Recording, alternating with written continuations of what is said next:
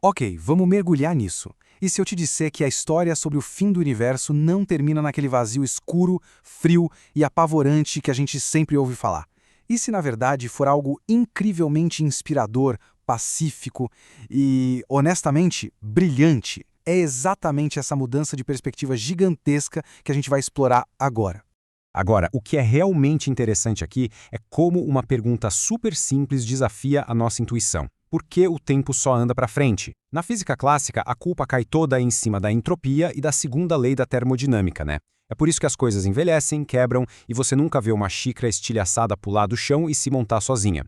O tempo seria só um rastro de coisas estragando. Uma visão bem deprimente, convenhamos. Mas a teoria da transmutação de referencial, ou só TTR, sugere que isso é só a pontinha de um iceberg monumental.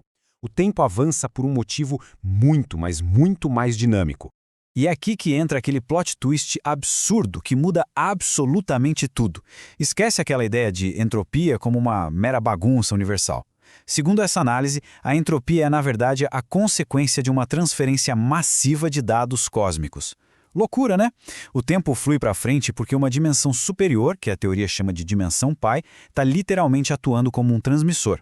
Ela fica baixando informações sem parar para o nosso espaço-tempo, que funciona como um imenso receptor, a dimensão filha. Ou seja, a nossa realidade é um sistema em constante estado de download.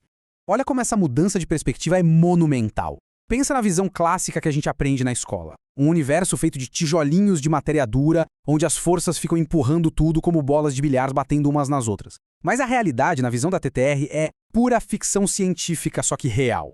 Nós somos uma projeção dinâmica de dados. As galáxias não estão lá flutuando de boa num vazio escuro. Elas operam como antenas cósmicas gigantescas, captando informação o tempo todo de fora do nosso referencial. O que a gente chama de cosmos é, na real, um fluxo interdimensional gigantesco em pleno funcionamento. Mas vamos avançar para entender como isso funciona na prática. Afinal, não existem só essas duas dimensões perdidas no nada. O multiverso é descrito como uma teia dimensional infinita, tecida para todos os lados. O nosso universo é só um canal, tipo uma estação de TV transmitindo numa certa frequência dentro dessa rede brilhante. E a parte que explode a cabeça é na escala microscópica. Os nossos átomos não são bolinhas sólidas e mortas, não. Eles são colmeias dimensionais vibrantes. Eles funcionam como nós de processamento hiperativos, onde a informação pura entra e é traduzida para a nossa realidade física sem parar.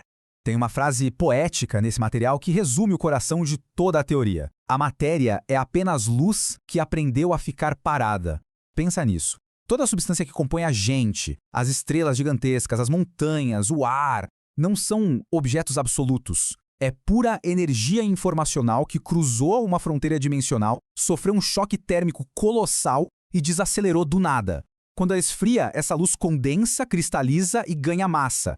A nossa realidade física só existe e mantém o formato porque esse fluxo, essa cachoeira invisível de dados, continua caindo e segurando tudo no lugar.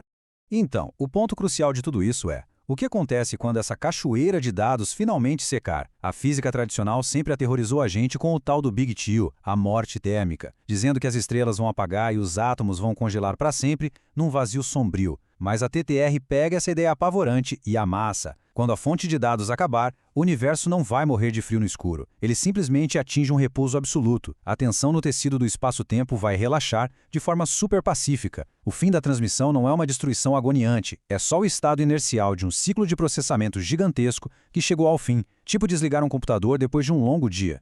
E esse encerramento lógico acontece em fases que são, na verdade, belíssimas. Primeiro, a gente tem a grande selagem. Sabe os buracos negros? Eles funcionam como válvulas por onde vaza a pressão dimensional, e eles vão começar a se fechar suavemente. Um detalhe fascinante é que partículas de altíssima energia, tipo aqueles neutrinos captados lá no observatório IceCube, já são vistos como os ecos gloriosos dessas portas cósmicas se fechando. Depois, a gente entra na desaceleração síncrona. O tempo começa a parar. Mas como absolutamente tudo ao nosso redor vai diminuir de velocidade junto, na mesma proporção, seria impossível para a gente perceber essa lentidão localmente. Aí vem uma das analogias mais bonitas e reconfortantes que eu encontrei nessa teoria toda. Não tem agonia, não tem fogo cósmico, não tem fim do mundo estilo Hollywood. É um fade-out imperceptível. O universo simplesmente escorrega de fininho para fora do tempo local. Imagina um rádio antigo daqueles que ficam chiando tentando sintonizar uma estação barulhenta. De repente, ele para de lutar contra o chiado, abre a largura de banda e percebe que ele é parte da música de todas as estações ao mesmo tempo. Não é o silêncio do nada, entende? É uma expansão brutal de percepção conectando tudo direto na sinfonia da teia dimensional.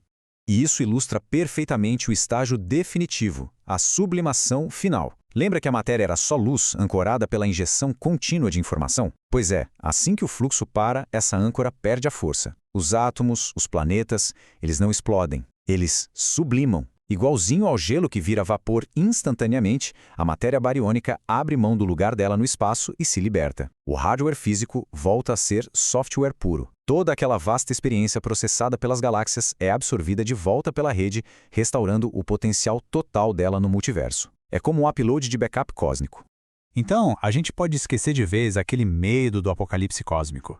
Se nós somos esses complexos aglomerados de luz processando dados numa estrutura infinitamente maior, o fim dessa dança termodinâmica toda não é uma derrota.